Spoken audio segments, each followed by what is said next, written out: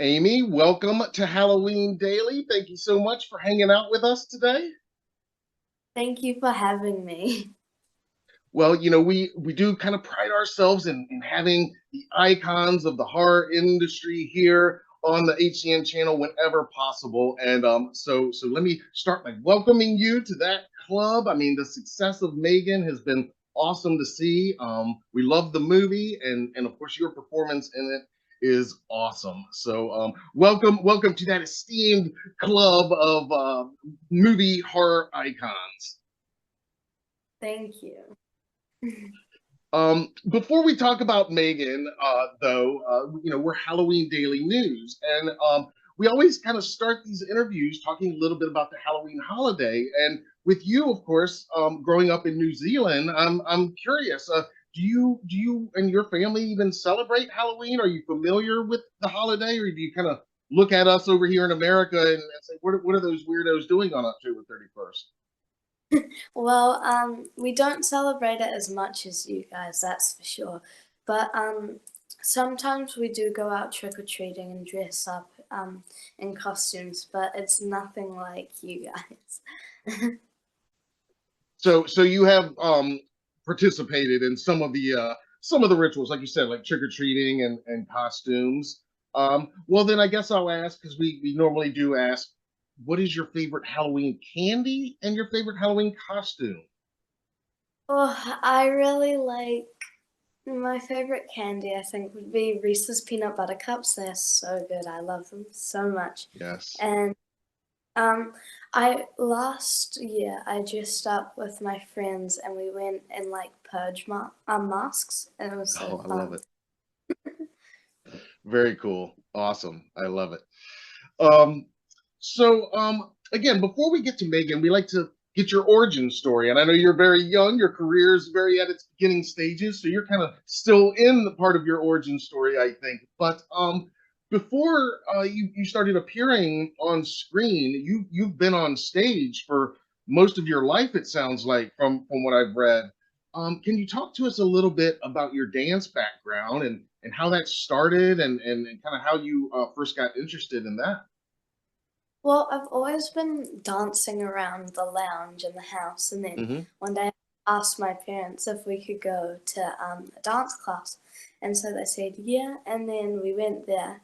And then I absolutely fell in love with it. I was 5 years old when I took my first class, and it's been with me ever since I was little, so it's a part of me now. But it was my dance teacher who actually got me looking into filming because she was always saying that I've got really good expressions, and she was saying that I should go get an agent and try out for auditions.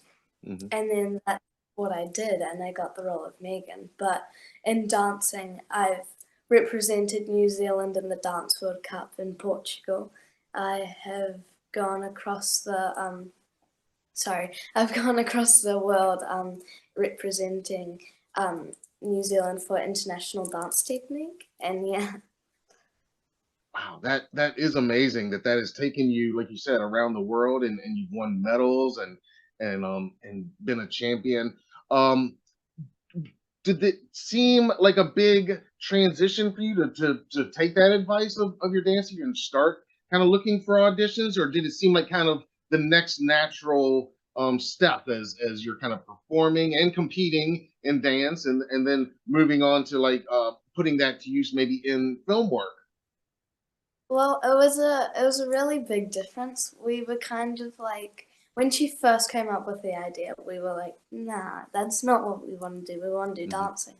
But then she kept telling us, and then she persuaded us in the end. And yeah, it's really amazing. But I think that it's awesome that in M3GAN I got to work with my dance teacher because she choreographed the dance in M3GAN, so it's a really fun movie for me because I get to act and I also get to do what I love, dancing. Absolutely. It sounds like a perfect marriage to it. And it having seen the film, I mean, a lot of it, it sounds like it could only be you. It's kind of tailor made for somebody like you, and only you could pull it off. Um, so maybe you can walk us through a little bit of your memories of how the process went of getting the role, because again, you are M3GAN in the film, all of the movements and everything. I mean, that's you. It's such a pivotal role in this film. But maybe you can tell our viewers a little bit about what the process was, that first audition, and what did they describe the movie as to you in those early stages? Did you know kind of what the story was? Well, so the audition process was really short compared to other ones, but Hmm. I had no idea that I was going for the role of M3GAN. That was really surprising when I got the job, but it was the as I said before, the audition was really short because at the start of the week I went in for the first one, I got a call back, and then I did another one, and then Gerard, he flew out to see me, and that was pretty awesome to see him. And when we came out of the audition, he was so excited and he said, "Can I give you a big hug?" And then we found out at the end of the week that I got the job. It was really exciting. And then I remember that the first thing that we did working on M3GAN is I had my movement coaches, Jed Brophy and Luke Hawker. And Luke Hawker, he played the robot mother in I Am Mother. So he was teaching me the robotic side, and Jed was teaching me the creature side. And yeah, they were very big help. Wow. So that must have been a new experience for you too, but again, in a way, kind of in that dance arena where it's a lot of body motion and communicating through those bodies. So to get those two those two new teachers bringing both sides, like you said, the robotic side and the creature side, that's awesome, because it definitely, you get to see elements of both of those as the film goes on more and more. Um, so let's talk about some of the more memorable scenes. Well, first of all, what do you remember your first day on set? Like, what was the first thing? What was that like? It was really excited for me because I was new to this, and it was my first day on set. I was seeing everything, and it was the wood scene when I'm running in the Oh, okay. woods. And so I was so excited to be on set. The set looked amazing, and I was really excited because Violet was there. And then the very first scene that we took was the running scene, and I remember this scene very clearly because in one of the takes the cameraman fell over, and my in my mask it's quite hard to see and my eyes do fog up easily, so I've got a 30-minute time frame and then I have to get out. But because I couldn't see, I ran into the camera and that looked very, very creepy. Oh man. And of course, that is, one of the more memorable scenes in the film. There's this confrontation with a bully character, and M3GAN kind of takes matters into her own hands there. And of course, that running, that's one of those first things where, like you said, it's kind of this beast version of M3GAN comes out, as opposed to the very robotic version we had seen up till then. So that's interesting to me that was day one. That was the first thing they filmed. So putting you to work right away, obviously. I mean, I imagine you probably had to do that a couple of takes. Yeah. I mean, that probably took all day just to get that. And we just watched the unrated version of the film, which is out now. And it's a few seconds different here and there, but some of those kill scenes actually stretch out a little bit more. I was wondering what that was like, being there when they're shooting these kill scenes, and now we can see that some of them do last a few seconds more, and get a little gorier. Um, what was that like from your perspective?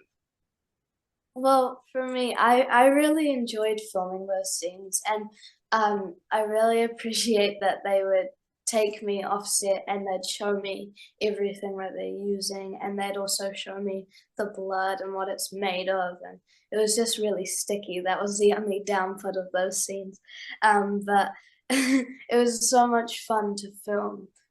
Yeah.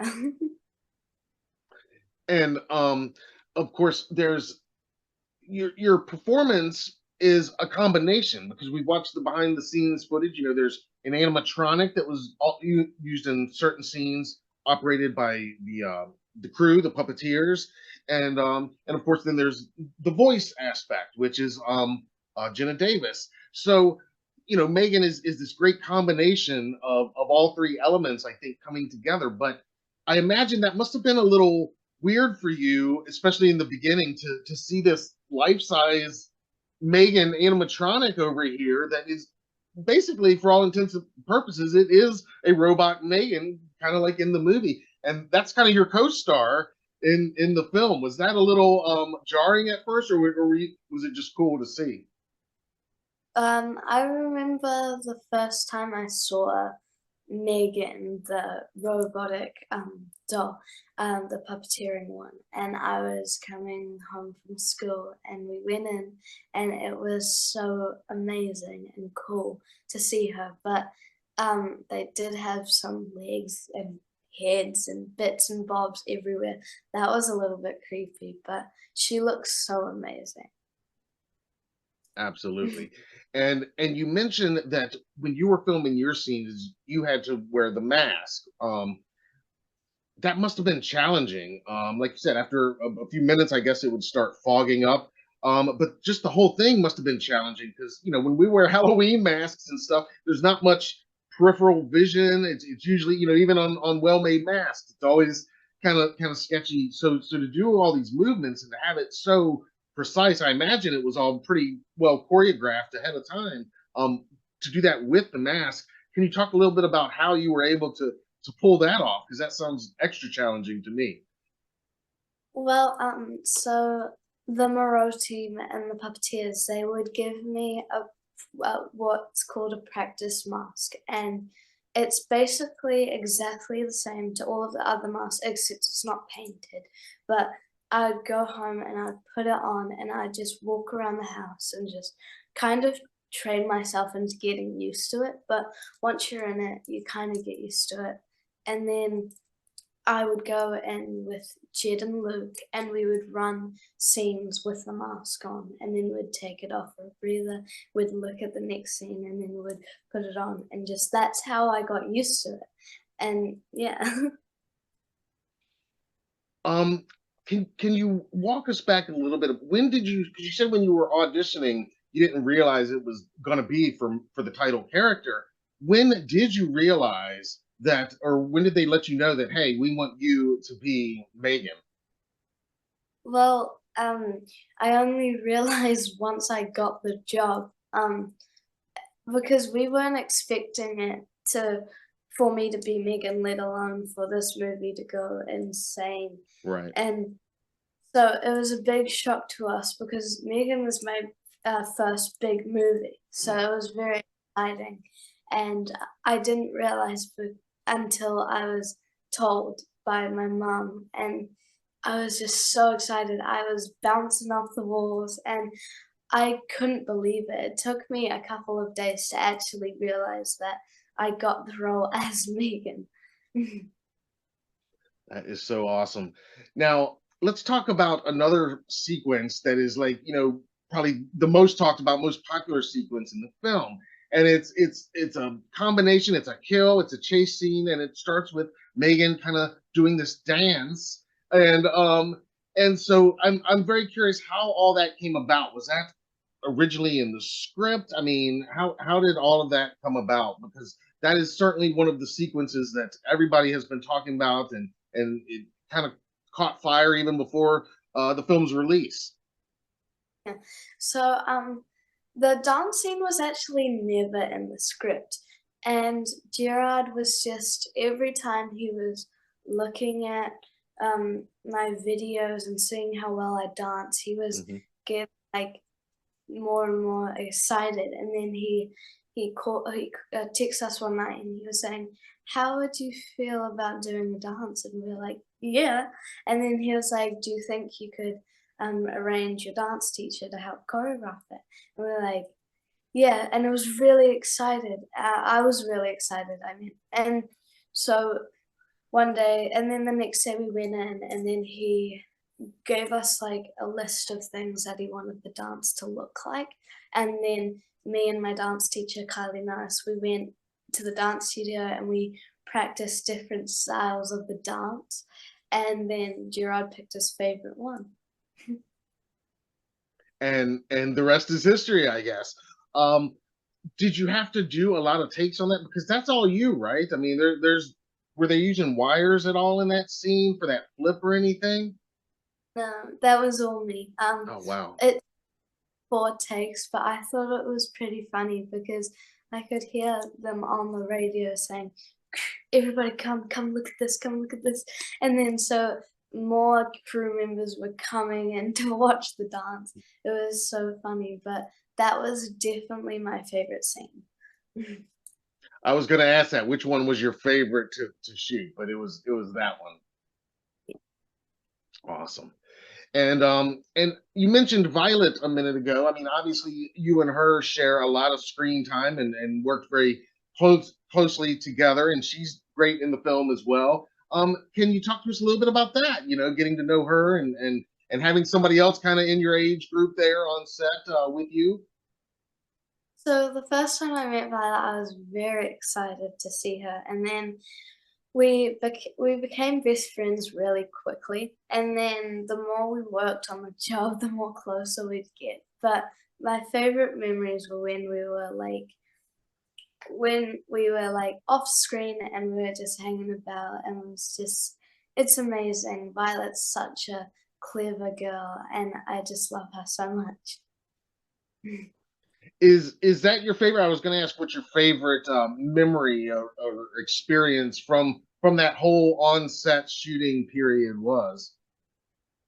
Yeah, I think that just making friends with the crew and the cast, that was definitely one of my favorite memories. But I'd say another one is when me and Violet we were offset, and then we were playing just songs and we were just singing to them and we were listening to them while we were offset. But yeah, those are my two favorite memories. Nice. And what was the most challenging part? Was it wearing the mask, having to deal with that, or what was the most challenging day? I guess I should ask. Of the shoot. Well, yeah, the most challenging part would have been the mask because I had limited vision. I couldn't see down or Yeah. up. I could see straight forward. And as I said before, the more I was in it, the more the eyes would fog up because there was like this clear lining over them. And Okay. so when I'd breathe, just like if you're wearing glasses and a mask, it would fog up. And then they would take it off, but that was the biggest challenge, yeah. And so shooting the movie, that comes to a close, and the marketing begins last year as you're awaiting this release. And like you said, I mean, this is your first feature film. Is that and and Yes. um and can I ask how old you are? I'm 13. 13. So you were probably around 12 when you were shooting this, I imagine. Yeah, I think I was 11 when I started. So again, I mean, the excitement is there. You know you're playing the title character of this crazy horror film. Um, had you seen many horror films, or do you like scary movies in general? Well, so before Megan, I didn't really watch scary movies, but I had seen a couple, but it wasn't like my go-to movie. But Yeah. ever since I've Megan, I've I've I've changed my mindset, and now I like horror movies. So it is a little bit fun. We've talked to, like I said, we've been lucky here to get to talk to some of the guys that play Michael Myers and some of the other famous horror movie killers. So it is a little bit fun. You would say you would agree with them, I guess. A little bit fun to be the bad guy sometimes. Yeah, definitely. So the movie, like I said, the marketing started last year, and even before the film came out, it was really kind of catching fire. And I think mainly on TikTok and due to that early trailer and seeing some of your dance scene. So and then it comes out, first week of January, and it's a huge box office hit. I think it exceeded expectations. Um, when did you first start to realize, though, that it was going to be a big deal? Well, I didn't know that the trailer was gonna come out, and one morning my mom came into the room and she was waking me up and she was like, "Amy, look at this," and I was like, what is it?" And she showed me the trailer. I was so excited, but then all of these TikTok videos started, and it was so crazy because I was not expecting that, and there was so many people recreating the dance, filming the dance, and it was just so cool. But it went huge when the movie came out. I was just so excited and so happy that I got to play the part of Megan, and I was, yeah. What was your impression when you, because again, you're there on set, but you're not necessarily seeing everything they're filming with the animatronic all the time or with other characters. And then you didn't have the voiceover there. So when you first saw the finished film for the first time and saw your performance combined with the animatronic, with the voice and all of that, what did you feel? I was super excited to see the movie, and I thought they did an amazing job pairing Megan with her voice and pairing the puppet with me. That was so amazing. They did it, and I could barely tell which scenes were not me, but Yeah. that it was so cool. But I do remember that this one time on set, we had to film a scene with the animatronic, but with my hand. So I was sitting underneath the table, the animatronic was there, and I had my hand through the sleeve, and it was the pinochle scene when we were going this. Oh, And nice. that was pretty fun because I loved working with the puppeteers and the Moreau team. It was so fun. And now that's another tool in your toolbox of talents. It sounds like. I mean, at 13, and here you are. You co-starred with an animatronic to bring this character to life, and yeah, just something else to add in your repertoire of talents. It sounds like. Um, so, like you said, I mean, the TikTok phenomenon happened even before the film came out, and then the box office was huge. Do you have an idea? I mean, what, in your opinion, um, has captured fans' imaginations, and why has everybody gravitated towards Megan so much? Well, I think it's because it's something new. They've never seen a robot who moves like Megan. They haven't seen a dancing robot or a robot that runs on fours. They haven't quite seen this before. But yeah, I think it's just because it's something different. Yeah.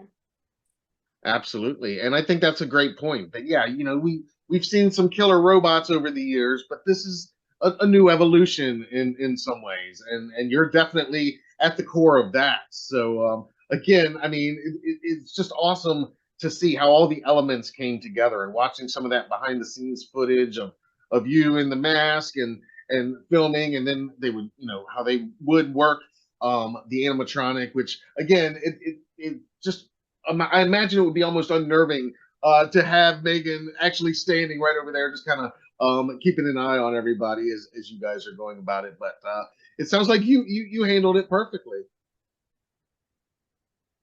Yeah, I absolutely love the animatronic. Me and Violet used to have staring contests with her. It was so funny. And because the puppeteers would always show us how she works, and they'd let us play around with her, and it was so much fun. Yeah. Now, after the film opened, I mean, it didn't take long, and Universal has already announced that a sequel is in development, and they've already given it a release date. So, I mean, Megan, like I said, I mean, she's only been around for a few months, but I don't think she's going anywhere anytime soon. What's your impression of that? What are your thoughts on a sequel? Well, I was really hoping that there would be a sequel, but I just if I'm in the sequel, I'm gonna be so happy and excited, and oh, I just think it's brilliant. And it does end on a very interesting note to where, spoiler alert if you haven't seen it, but after you've seen it, come back, watch the end of the interview. But it ends on that cliffhanger of, it seems that M3GAN has kind of uploaded herself, and now she can kind of take control, conceivably, of all kinds of other devices moving forward, and other robots and other versions of the M3GAN prototype. So I think there's definitely some interesting places they can go. Yeah. The, Um, yeah, go ahead. there's some like little things in the movie that you just think, oh, they could bring her back that way, or oh, they could do that. But I think one thing that I remember is that um Kurt, a spoiler alert, Kurt did download M3GAN to his Yes, laptop. that's right. But he does find that because he's gone. So if Yes. somebody does find his laptop, they can bring her back easy. That's right. Yeah, that's right. And another, yeah, another little bit there, just planting a seed of where it could go. So yeah, I mean, it wouldn't take much with that technology. Um, and there was, in the finale, um, did you have to wear a different mask, or was that all the animatronic when M3GAN was all kind of tore up? So they had so when M3GAN was torn up, they did actually have just a different mask that looked all battered and beaten Hmm. up. So I wore that one. But in the scene when the silicone's gone, it was quite funny because I had to wear a green screen one, and it Oh, was okay. like a and I called it my ninja mask because it was so funny. Awesome. Awesome. And that, I don't know if you've seen the original Terminator movie. That might be a little bit before your time. You'll have to check it out though, eventually, now that you're getting into the horror genre. But I felt like there was a nice homage to that movie in that finale, as M3GAN's torso is kind of just crawling after. I loved it. Again, it's kind of an evolution of another genre in horror. Not just the killer doll, but also the killer robot at the same time, and kind of marrying all that together. So absolutely, you'll have to check out the Terminator at some point. So I know 13, and this is your first feature film. And do you have other projects that you're working on now, or just looking forward to possibly M3GAN 2 version 2.0? Um, so I just finished filming a Netflix series called Sweet Tooth, and I was stunt double on the tank. But yeah. Awesome, awesome. That's right, Sweet Tooth. Yeah, you played a number of different characters on that show, isn't that right? Yes, in season one, I played three different hybrids. What was that experience like? That was an interesting experience because we had these prosthetics that we had to put on, and um, the more time we spent in them, the quicker the process was to put them on. But because they're prosthetics, they still did take a long time. I remember in one of the looks, I think it was 2 hours or something in the makeup chair. And I mean, I used to just fall asleep in the makeup chair because it's easy to do that when Yeah. they just fit. But I really enjoyed filming that film. But yeah, And the tank, what can you tell us about that? I can't say too much because it's not Okay. out yet. But yeah, the only thing I can really say is I was just stunt double on that. So that's one we can keep an eye out for, maybe later this year. Mm, yeah. Excellent. Excellent. Well, this has been awesome talking to you, and just learning more about you and your story. And like I said, I think your origin story is still happening. I think you were still in the early stages of your career, and we're gonna look forward to following your career and your progress as it goes on, and hopefully seeing some more of you in M3GAN 2.0, hopefully. Yeah, well, thank you so much for having me. I so enjoyed myself today. Oh man, well it has been my pleasure and our honor. And again, we're Halloween Daily News, and I always hate saying goodbye. So instead, all the way from America to New Zealand, I'll be the first to wish you a happy Halloween 2023. Thank you.